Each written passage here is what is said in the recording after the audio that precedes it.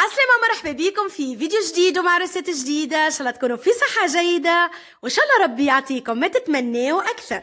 ديما قولوا آمين، ما تعرفوش وقتاش ربي يحقق لكم الدعوة ولا الأمنية متاعكم. وإن شاء الله ربي يعطيكم الناس الكل على قد قلوبكم. كالعادة والعوايد ما جاتش يديا فارغة، وجبت لكم معايا الريسيت بنينة برشا اللي هي كيش أو تارت مالحة. نعطيكم برشا تفاصيل ونصائح في وسط الفيديو. أما قبل، إذا كان عجبكم الفيديو ما تنساوش تحطوا لي لايك، تشتركوا في القناة وتبارتاجيو الفيديو مع أصحابكم. وتوا خلينا ناخذ المكونات متاعنا. نحتاجوا 400 جرام فرينة، 200 جرام زبدة بحرارة المطبخ، زوز كعبات عظم ومغرفة صغيرة ملح. هذه المكونات متاعنا بسيطة على الاخر، موجودة في كل دار وما تتكلفش كيما عودتكم. أول إيتاب نقوموا بيها، ناخذوا الزبدة متاعنا ونبداو نركضوا فيها. النصيحة الأولى إنه الزبدة لازم تكون بحرارة المطبخ، يعني إذا كان موجودة عندك في الفريجيدير خرجها قبل بنصيف ساعة وخليها تطرى وتاخو أكل السخانة والحرارة متاع المطبخ متاعك.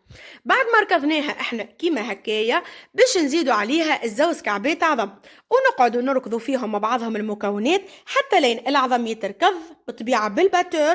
ما عندكش الباتور تنجم تستعمل الفوي، وما عندكش الفوي تنجم تستعمل بالفرشيطة اللي متوفر عندك في الدار استعمله. توا باش نزيدوا ليتاب الاخرانيه اللي هي الفرينه وكل مغرفه صغيره ملح. بالنسبه للفرينه، فما عباد اول مره يشوفوا قناتي عن طريق الفيديو هذا، على هذاك لازمني ديما ننصحكم. فما انواع في الفرينه، فما الفرينه اللي تشرب السوائل في ساعة كيما الحليب، الزيت، الماء، العظم، الزبده، وفما اللي لا. يعني اللي لازم تفهموا اللي نجم تحتاج 400 جرام بالضبط، كيما اكثر شويه كيما اقل شويه. المفيد بيه نتحصلوا على بات تكون طريه ومتماسكه كيما هكا بالضبط. شوفوا البات متاعنا محلاها، نحطوها في الفريجيدير مدة نصيف ساعة حتى تتماسك اك الزبدة، ومن بعد نخرجوها ونبداو نخدمو فيها. توا انا خذيت البات متاعي، قصيت منها كونتيتي، ما حطيتهاش الكل بالطبيعة. عندك بابي سلوفان حط، ما عندكش خذ اي نوع متاع الساشي عندك اخدم عليه وحلها بالقلقال باش تجيك البات متاعك سمحة ومزيانة، والشكل متاعها يكون سامح برشا، ما تكونش هكايا منظرها مش تحفون. والطريقه هذه برشا راهي تساعد باش البات كي تجي تحطها في البلاتو ما تفسدلكش. توا البات هاونيكا حضرت. البلاتو اذا كان عندك البلاتو هذا اللي القاعه نتاعو تتنحى يكون طيره على الاخر، ما عندكش يحط اي نوع بلاتو عندك. شوفوا الطريقه كيفاش انا عملت باش حطيت البات نتاعي وما فسدتليش، والا مثلا هكا تشقت لي. لازم تاخو البات نتاعك ديريكتومون مع الساشي وتحطها. وشوفوا كي نجي نقصها كيفاش نعمل، ننزل جوست بالكف نتاعي ونحي الساشي، تلقى البات متاعك تقصت، امورها واضحه، لا تحتاج قلقال باش تقصها، لا تحتاج سكينه، لا حتى شيء. ان نقبوها نسمحوا بطبيعه على جناب ونقبوها بالفرشيطه. وبالنسبه كيفاش باش نثقلوا البات متاعنا، باش نعطيكم انا طرق. اول طريقه، اذا كان عندك اي نوع متاع ماعون بطبيعه كما قلت لكم ما تنساوش نقبوها البات متاعكم بالفرشيطه.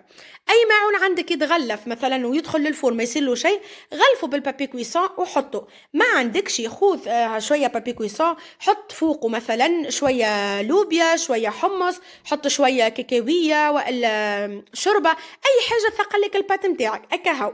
حطها كيما هكا ودخل للفور درجه الحراره 200 درجه، وكي تدخلها للفور لازم ل 170 درجة تولي الفور، وكل واحد وقوة الفور متاعو. توا نمشيو للفاخس. عنا شوية بصل وشوية معدنوس، عنا الطن، عنا الشامبينيون. انا قصيت شامبينيون حطيتها في القلاية مع شوية زيت وشوية ثوم وفلفل وملح وفلفل اكحل، وسوتيتهم شوية هكايا ومن بعد هبطتهم. نحتاجو زيادة التومات سيريس الكعبوريتك الصغيرات هذومك للتزيين. نحتاجو زيادة 3 كعبات عظم، عنا الزيتون يكون مقصوص رونديلات، الفخوماج موتزاريلا، ونحتاجو شويه ملح وشويه فلفل اكحل. هذوما بالنسبه للعظم، تنوريكم كيفاش باش نستعملوهم. اخر مكون عنا مهم برشا اللي هو كريمه الخفق او الكريم ليكيد. ما عندكش الكريم هذيك تنجم تستعمل كعبه يogurt ناتوريل. شوفوا انا قداش نسهل عليكم وما نحبش نصعب عليكم. كانت تحسوها غاليه عليكم شويه، هي بصراحه غاليه شويه على عبد يستعملها كل يوم، غالي عليه. على هذاك تنجم تستعمل كعبة اليوغورت ناتوريل، يوغورت طبيعي تجيك طيرة على الاخر. توا تاخد 3 كعبات عظم مع الملح والفلفل اكحل، تركضهم مليح مليح مليح، ومن بعديك تزيد عليهم الكريم ليكيد متاعك ولا اليوغورت ناتوريل، وتقعد تركض فيهم حتى لينك العظم يتحلك بالكدا.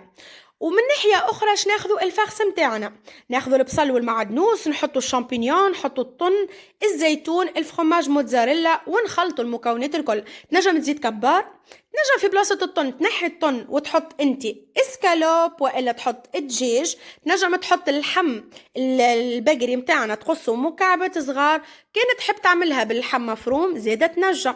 هاوكا الفاخس راهو تفننوا انتم واعملوا كيما العائلة متاعكم تاكل، يعني هذايا ما نختلفوش فيه. انا نعطيكم هاني، شوفوا قد عطيتكم من فكرة متاع نوع متاع فاخس وانتم هكا تفننوا.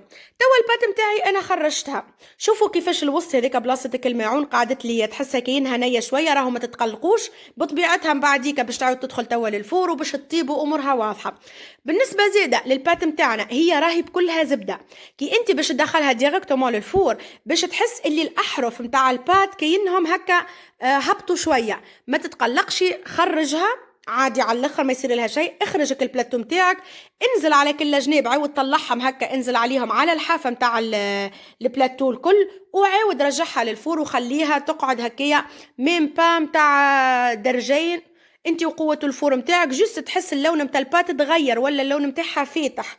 وقتها انت تخرجها، تحط الفاخس، تصبك الخليط اللي عملته انا بالكريم ليكيد من الفوق. وبالنسبه للتزيين انا حبيت نزينها بالمنظر هذايا، عملت لها التومات، قصيتها هكايا اشطار وزينتها كما قاعدين تشوفوا. وتوا هذه الغزلتة اللي نتحصلوا عليها، شوفوا محلاها الغزلتة متاعنا. وبالطبيعة كي تعودوا تدخلوها للفور للمرة الثانية قوي في الفور متاعكم شوية لل 190 درجة هكاكا باش البات تطيب لكم بالكدا. وديما عينكم ميزانكم، ردوا بالكم خاطر ساعات فما شكون الفور متاعو تلقاها قوي برشا دونك يحرق الحاجة ومن بعد يقول شبيها تحرقت لي. راهو ديما عينكم ميزانكم على الفور وتكون اموركم واضحه. توا وصلنا بريسك لاخر الفيديو، فرحنا على الاخر اللي انا عملت لكم حاجه بنينه كيما هكايا. ان شاء الله انتم تجربوها وما تنساوش تبعثوا لي التصور نتاعكم والا الكومنتات نتاعكم، اي حاجه اي غومارك تبعثوها لي على الميساجات على انستغرام ويلي دالندا والا زيدا على الفيسبوك نتاعي ويلي دالندا. ما تنساوش نقعد نستناكم ونستناكم كما قلت لكم، نقعد نستناكم ونستنى الكومنتات نتاعكم والاقتراحات نتاعكم، وان شاء الله تعجبكم الريسيت ونتلاقاو في فيديو جديد ومع ريسيت جديده. نحب نقول لكم اللي انا بالحق نحبكم برشا ومرحبا بالمشتركين الجدد. ديما نحب في اي فيديو خاطر ديما قاعدين يدخلوا برشا عباد جدد، ديما نحب نشكركم ونقول لكم راني نحبكم برشا ومرحبا بكم وشرفتوني. وعندكم اي سؤال ابعثوا لي، نتلاقاو في فيديو جديد وريسيت جديده.